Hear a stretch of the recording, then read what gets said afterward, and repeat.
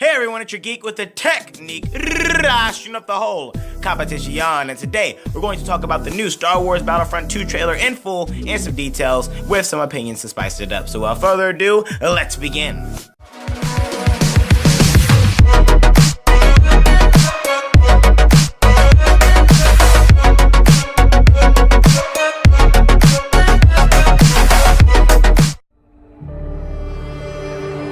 I've waited 30 years for this.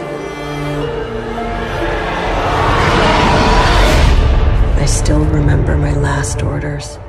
Well, the trailer is out for Star Wars Battlefront 2 in full, and I must say it was the most tastiest, delicious, appetizing 4-course meal. Put it in the oven for 10 to 15 more minutes, bring it out, serve it to the full family for Christmas, even Thanksgiving dinner trailer I've seen in a long time. Way better than the 2015 Star Wars Battlefront trailer when it first released. Now, in my opinion, do I feel that this game, do I feel that this game is going to live up to the expectation it should have? Actually have some stuff in it rather than before, because before it didn't even have a lot of stuff in it. It was very bare bones when I first got the game, and that's why I took it back and got something better, Fallout 4. But is it going to, be better than Star Wars Battlefront? And I think it is. I think they're going to, not create a whole new level design, not create a whole it's going to be a whole new approach. No, I think they're going to build off what they were building before. But I was listening to the live panel of Star Wars Battlefront 2 in the Orlando, Florida stream that was going on in YouTube, and they were talking about some things that I actually want to talk with you guys and discuss with you guys right here, because I'm afraid that I had to write all this stuff down because, man, they were giving me so much detail. I was like, whoa, oh, you're hitting me with too much detail in the face. No lightsabers, no, please. All right, so here we go. All right, now, as you know, they're going through multiple eras. There's going to be Darth Maul, there's going to be Kylo Ren, there's going to be Yoda, there's going to be Jyn Erso, there's going to be Daisy Ridley's Rey, there's going to be Luke Skywalker, there's going to be Princess Leia, there's going to be Han Solo, there's going to be Lando, there's going to be C-3PO, I hope. There's going to be R2-D2, I hope. It'd be so funny if you were playing with these people and had robot battles. That'd be pretty awesome. But anyway, we're going to have these people, we're going to have these eras here, so they wanted to confirm that these eras will be in the game. Hopefully not season pass type of thing going on there, but from looking at the trailer, which was really delicious, we are going to have multiple eras fighting in multiplayer, all right, and the story mode. I'll tell you about that later. Now, they're telling us that the single player story is of a stormtrooper point of view. They didn't want to relive the heroes in the movies, but wanted the point of view of the Empire, which I think is so awesome. That's great.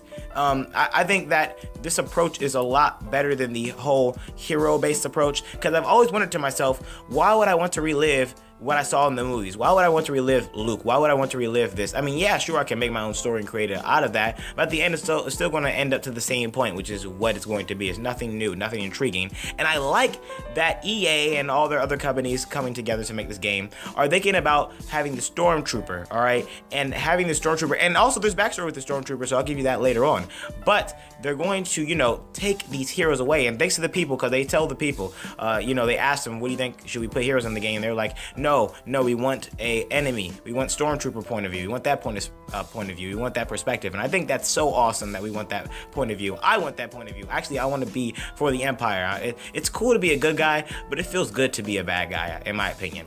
Now, the story is set in the end of the Return of the Jedi. If you look at the trailer, all right, I guess it takes place after the Death Star blows up. Now, also, it goes from the Return of the Jedi to the Force Awakens, which is now, because in the trailer you do see this whole First Order, arena going on around there. You see the First Order in one scene, and we're going toward the Force Awakens. All right.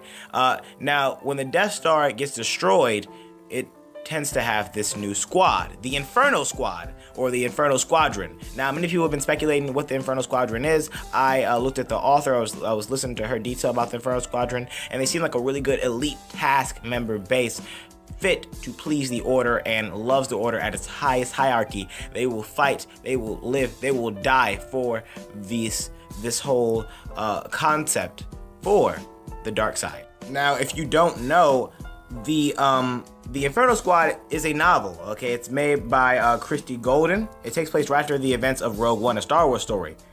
Now, the novel looks pretty cool, and it's canon to the story of Star Wars. Now, the novel focuses on the Inferno Squad's attempt to destroy Saul Guerrero's partisans after the Battle of Scarif. If you may not know, the Battle of Scarif was a DLC in Star Wars Battlefront before releasing. I think it was the last DLC before releasing to Battlefront 2. So this makes for a great dynamic in storytelling and elements of storytelling. And I think this is going to be a really good progressive story. Now, also with that being said, the character's name is Iden or Iden. I'm going to say Iden. Iden Versio. She's heroic in the eyes of the Empire.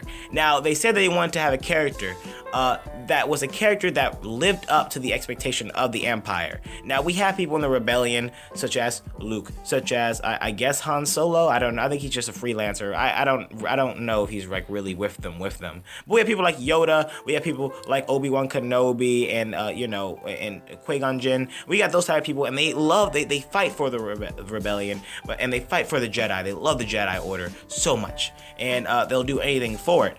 Well, we never really get to see, all we see is really like Darth Vader and Emperor Palpatine, but we really see no one else outside of that box that really fits into the focus of what they strive to be, what the people or what the dark side wants their followers to be. And Iden Versio takes the place. She is really heroic in the eyes of the Empire, and her father is an Admiral Versio, and she has something to live up to, because if she doesn't live up to this expectation that she can be the best or the hero of the eyes of the Empire, or the hero in the eyes of the Empire, then she feels like she's nothing.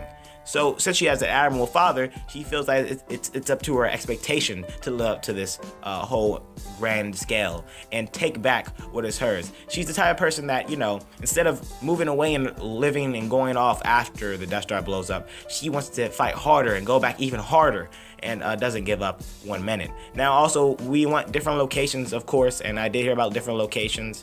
I didn't hear about too many different locations, because they kept talking about it on the live stream over and over again, but I never got anything really specified or shown to me. I did get a picture, by the way, but it looks pretty awesome, and I like it. It looks pretty good to me. Now, the story mode will be in chapters, and we do get to step into the hero's shoes. Okay, you will play as Luke Skywalker and Kylo Ren, all right, in the story mode. So in the story mode, you will have chapters where you can play as the heroes, or you can play as the villains, all right? Or you will encounter these people. Maybe you can kill them, maybe you can't, I don't know. But I will say that you can encounter these people, which is freaking awesome. So you will basically see these people after Return of the Jedi. So you'll be going through the Return of the Jedi, and you'll be going through the Force Awakens, and you'll meet these people. You'll meet Luke Skywalker, and you'll meet Kylo Ren, and you'll meet these people, and you'll get a good interaction with these people and see how they are. I think that if we're going to, sympathize with these characters, that I know I'm sounding like basically this is going to be like a full, thorough, awesome story mode, which I don't think it is. I think it's going to be that type of Battlefield 1 story mode, actually, because Battlefield 1 had a great story mode told from different perspectives, which will be in this. It won't be told from the eyes of just her. It will be told of the eyes or through the eyes of many people and many perspectives. So I feel like they're going to go with this Battlefield 1 story approach. But with that being said, the story mode is probably not going to be very long. I don't know how many chapters are going to be in this. So it can be long, it couldn't be long. I don't know how long it is, depending on how many chapters, but it all depends. After that, stating the fact that I feel that this game is going to be a good game. I feel like EA is going to, make this more in depth here. All right, we got multiple eras. We got some good multiplayer. Look like it's going to be. I want some gameplay. As soon as I see some gameplay, I'll react to it with you guys on YouTube. Stay here, stay tuned. But one thing that concerns a lot of people that I've been hearing a lot lately, that we're afraid that EA might want you to pay for some of the eras, or might be afraid that they want you to pay season pass type of thing going on here, and I am afraid of that. EA has been known to do this type of bullshit that pisses me off a lot. So hopefully they don't do no season passes, or hopefully a main piece of the game they don't try to basically rip you off and make you pay for something that should already be in the game. I feel that's a major ripoff to customers. I feel that Destiny did that, and that was a ripoff to customers. So hopefully they don't do that, and hopefully they live up to the expectation of something that should have been not bare bones and rush the first time, but hopefully they learn from the second time. Let me know what you think about Star Wars Battlefront 2, the trailer, in the comments below. What did you see in there? What did you like? And if you want to have more content, let me know by hitting that like button, and don't forget to subscribe. See you guys later on the Geeks Gamer Show. Thanks for watching, and goodbye.